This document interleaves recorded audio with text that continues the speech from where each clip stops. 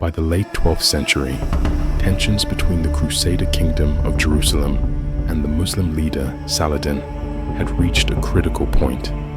Saladin, having unified Egypt and Syria under his command, was determined to reclaim Jerusalem from the European Christians, particularly the Franks. A fragile truce between the two sides was repeatedly broken, most notably by Raynald of Châtillon, Lord of Ultra-Jourdain, who attacked Muslim caravans, including one that allegedly carried Saladin's sister, resulting in her death.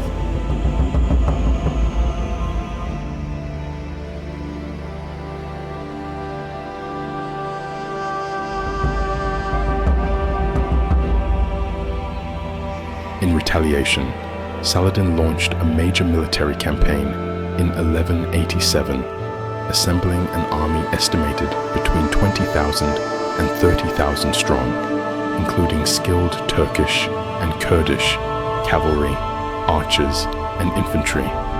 His primary target was the strategically located city of Tiberias in Galilee, under Crusader control. The siege began in late June, prompting King Guy of Lusignan, ruler of Jerusalem, to gather a force of 15,000 to 20,000 men. This included knights from the Templars, Hospitallers, and feudal levies from across the Crusader states, Jerusalem, Tripoli, Antioch, and the Order of Saint Lazarus. Of these, only around 1,200 were mounted knights.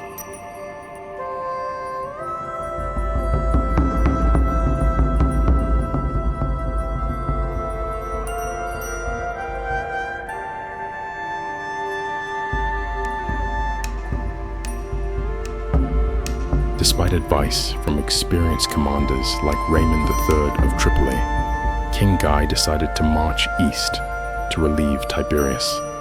His army moved in 3 columns, with infantry shielding the cavalry against ambushes.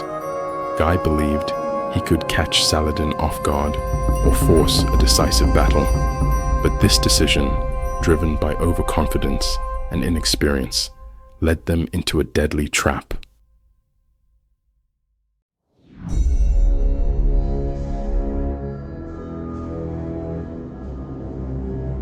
After a grueling march, the Crusader army reached the arid plain near the twin peaks known as the Horns of Hattin.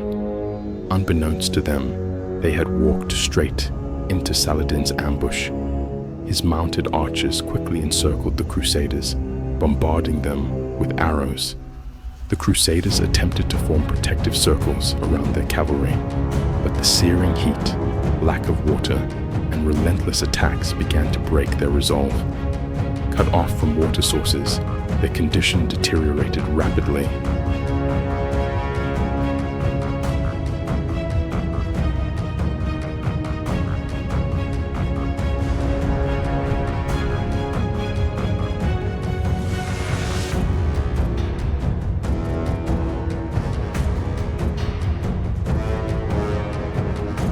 As night fell, the Crusaders hoped for rest, but Saladin's forces continued their harassment. Fires were set around the Crusader camp, sending hot smoke into the tents and compounding the already unbearable heat.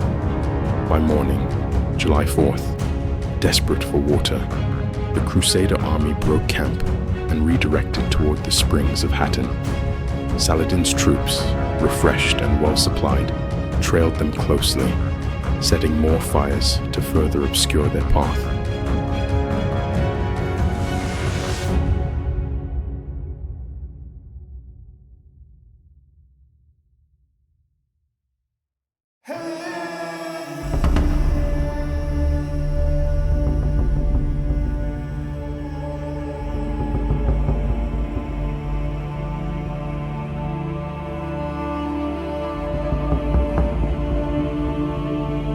As the Crusaders neared the village of Hattin, Saladin ordered his cavalry to block their advance. The Muslim forces launched volleys of arrows and executed swift cavalry strikes, wearing down the exhausted and demoralized Christian soldiers. While the Crusader knights still posed a threat in close combat, Saladin's horsemen avoided prolonged engagements, instead picking off infantry and disrupting their formation.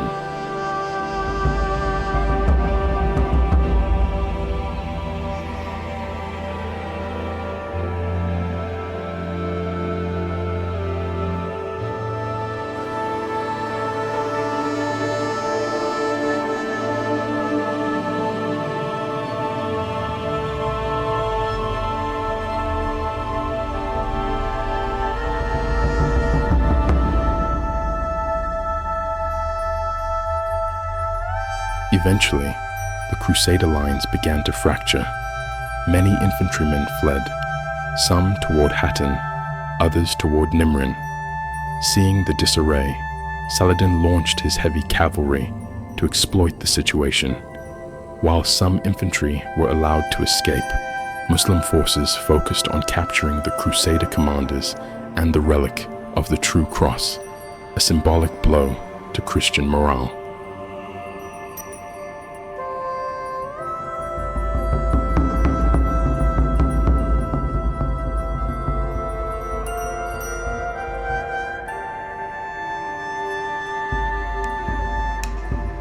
As the last defensive circles broke apart, Saladin's troops overwhelmed the remaining Crusaders. The relic was captured, and the Christian army collapsed. King Guy and his surviving knights fought fiercely, but were eventually forced to surrender. The defeat was devastating. Most of the Crusader nobility, including Guy, Raynald of Châtillon, and the Grand Masters of the Templars and Hospitallers, were captured. Saladin personally executed Raynald in revenge for his crimes, and most of the Templar and Hospitaller knights were also killed, viewed as too dangerous to ransom.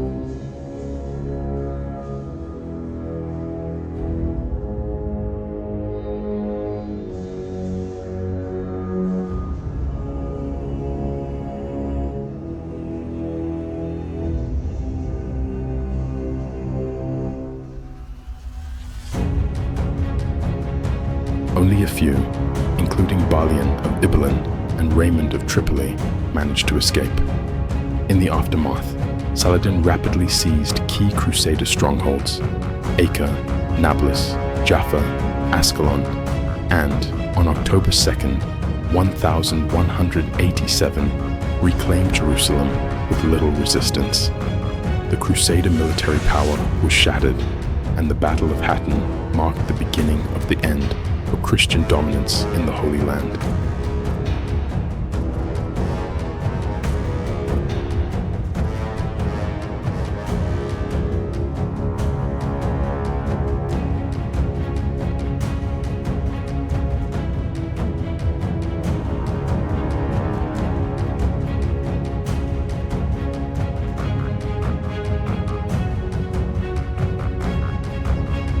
This crushing defeat directly led to the launch of the Third Crusade, 1189 to 1192, led by Richard the Lionheart of England, Philip II of France, and Emperor Frederick Barbarossa.